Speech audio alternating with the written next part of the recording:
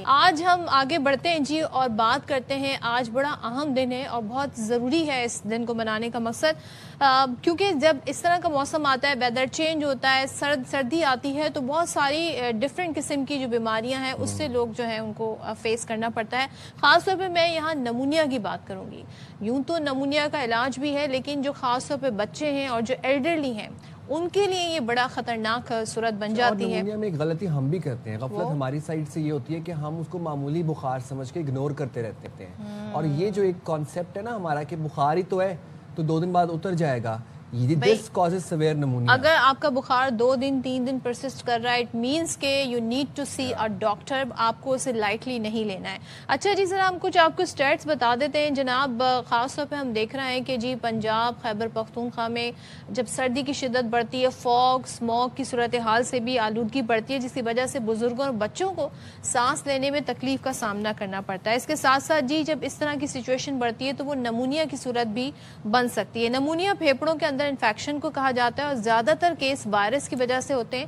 ابتدان علامت جو ہے وہ نزلہ زکام ہے, اس کے بعد یہ بگڑ جائے تو یہ نمونیا کی صورت بن جاتا ہے. بالکل. اور عالمی ادارہ صحت برائے اطفال کی رپورٹ کے مطابق ہر 39 سیکنڈ میں ایک بچہ نمونیا کی وجہ سے موت کے منہ میں چلا جاتا ہے. اور آپ یہ سوچیں کہ کتنے یہ تشویشناک سٹیٹس ہیں. تو ہمارے ساتھ اسٹوڈیو میں موجود ہیں doctor Kamran Khan Samlani, associate professor pulmonology. Thank you very much, آپ نے باخبر سویرا کے لیے وقت نکالا. سب سے بنیادی سوال تو یہ ہے کہ نمونیا ہے کیا اینڈ واٹ کازز نمونیا. اچھا, نمونیا ہم ویسے کیسے کہہ سکتے ہیں, جیسے گریک ورڈ ہے نمونیا, تو لنگ سے ہی نکلا ہے. تو لنگ کے جو انفیکشن ہوتے ہیں, خاص طور پہ جو لوور ریسپیریٹری ٹریکس ہوتے ہیں, جیسے ہمارے الویلائز ہیں, برونکائز ہیں, اور اس طرح سے انٹسٹیشیم ہے, جب ان کی انوالومنٹ ہو جاتی ہے وہاں پہ سوزش اور انفیکشن کے بعد فلوئڈ کا ایکومولیٹ ہونا, کلیکٹ ہونا وہاں پہ, یا پھر پس کا جمع ہونا, تو وہ نمونیا کاز کرتا ہے. اس کے بعد وہ ایکس رے پہ بھی فردر نظر آ جاتا ہے. اور جیسے کازز کی آپ نے بات کی, آپ نے جیسے وائرل انفیکشنز کا کہا, صرف وائرل انفیکشنز نہیں, بیکٹیریل انفیکشنز نمونیا کرا سکتے ہیں, وائرل انفیکشنز کروا سکتے ہیں, فنگل انفیکشنز کرا سکتے ہیں, اور ڈفرینٹ پیراسائٹس ہیں جو نمونیا کرا سکتے ہیں. اس کے علاوہ نان انفیکٹیو کازز بھی اس کے ہیں, جیسے ڈفرینٹ قسم کے ایکسپوجرز ہیں, کیمیکل کا ایکسپوجر ہے, ایسپیریشن نمونیا ہم کہتے ہیں, تو گیسٹرک ریفلیکسز آ جاتی ہیں لنگس کے اندر. اور اسی طرح سے جو ڈفرینٹ قسم کے ریڈیشن سے ہو سکتے ہیں چیسٹ میں پرابلمس. تو ان ساری چیزوں سے کیسے بچے جب اتنے سارے فیکٹرز ہیں؟ جی ہاں, اسی لیے اس کو لیڈنگ کاز آف ڈیتھ کہتے ہیں. پورے ورلڈ میں مین کلر ہے اگر دیکھا جائے, اور خاص طور پہ بچوں میں, بچوں کا تو مین کلر ہی اس کا ایک لقب دیا گیا ہے. اور اس مرتبہ اگر 25 کی میں تھیم کی بات کروں تو تھیم بھی اس کا یہ ہے کہ سیو دا چلڈرن. تو بچوں میں بہت ہی کامن ہے, اور اموات بھی سب سے زیادہ ہوتے ہیں اکارڈنگ ٹو دا WHO. جی ہاں, اس کی شرح 4 ملین ڈیتھ صرف پر ایئر ہوتی ہیں, جس میں زیادہ تر مطلب 40 لاکھ کے قریب, جس میں زیادہ تر بچوں کی ہی اموات ہوتے ہیں جو 5 سال سے کم عمر کے. ایک چیز بتائیے گا, شروع میں عام نزلہ زکام کی طرح ہوتا ہے, کب یہ نمونیا میں چینج, انسان کب الرٹ ہو جائے کہ اب سچویشن ایسی ہے کہ لازمی ڈاکٹر کو آپ نے چیک اپ کرنا؟ دیکھیں, اس کے علامات میں بخار کا ہونا, اور پھر کھانسی, اور ساتھ میں اگر چیسٹ پین ہو رہا ہو اور سانس میں دشواری ہو. بخار کتنا؟ بخار اس میں ہائی گریڈ فیور ہی ہوتا ہے. لیکن ایک چیز جو میں آپ لوگوں کے توسط سے ایک چیز ہمیشہ کچھ کوشش ہم کرتے ہیں کہ اویئرنیس سیشنز میں اس میں بتائیں کہ کووڈ ایسا ایک ایرا گزرا ہے جس میں سیلف میڈیکیشنز بہت زیادہ ہوئی ہیں. لوگ اینٹی بائیوٹکس خود استعمال کرتے ہیں, اس کی وجہ سے اینٹی بائیوٹک ریزسٹنٹ ہو رہے ہیں. تو پھر انفیکشنز پہ جو عام گلے کی وجہ سے یا چھوٹے موٹے اپر ریسپیریٹری انفیکشنز ہوا کرتے تھے, وہ عام اینٹی بائیوٹک سے ٹھیک ہو جایا کرتے تھے. اب وہ بھی ریزسٹنٹ ہو رہے ہیں. جب وہ ریزسٹنٹ ہوں گے تو پھر وہ اس کو کور نہیں کریں گی, تو وہ فردر خراب ہو جائے گا. جب ورس ہوگا کنڈیشن تو لوور ریسپیریٹری ایئر ویز انوالو ہو گئے تو پھر نمونیا کی صورت میں آئیں گے. پھر نمونیا کے فردر کمپلیکیشنز ہیں جو ہو سکتی ہیں. اور نمونیا اگر ونس آپ کو نمونیا کی تشخیص ہو جائے پھر اس کا علاج کیا ہے؟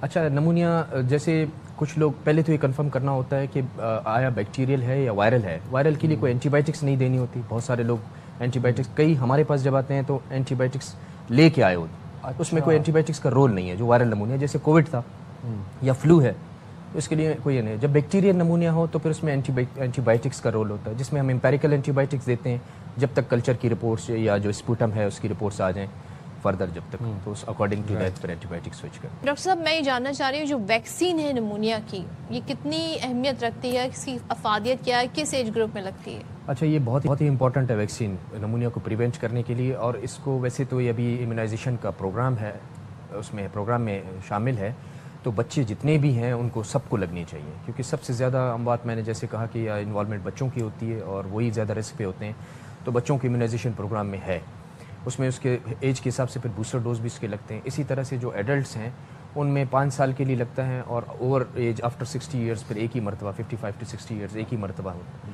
اور ہر ان لوگوں میں جو ایڈلٹس ہیں جو رسک پہ ہیں، جن کو ریکرنٹ انفیکشنز ہو رہے ہیں یا چیسٹ کے انوالومنٹس ہیں جیسے ایزدما، COPD، یا پھر ڈائبٹک پیشنٹس ہیں، کنٹرول ڈائبٹیز ہے، یا دوسرے لنگس کے کوئی بھی ڈیزیزز ہیں، ان میں ضرور لگوانا چاہیے۔ اچھا، اور کن لوگوں کو یا کس ایج گروپ کو نمونیا کا زیادہ خطرہ ہوتا ہے؟ دیکھیں، ایک تو جیسے میں نے کہا کہ بچوں میں بہت زیادہ ہے، اور اسی طرح سے ابو 60 ایئرس جو ہمارے اولڈ ایج ہیں لوگ، ان میں اس کی مین وجہ یہی ہے کہ امیونٹی کمپرومائز ہو جاتی ہے، اور وہ لوگ جو ادھر امیونو کمپرومائز ڈرگس لے رہے ہیں، کوئی میڈیسنس قسم کی لے رہے ہیں، ڈفرینٹ قسم کی ڈیزیز ہوتے ہیں جس میں یہ میڈیسنس چل رہی ہوتی ہیں، یا پھر آلریڈی ان کے لنگس میں جیسے کہا کہ انوالومنٹ ہے، ان کو سب کو لگوانے چاہیے۔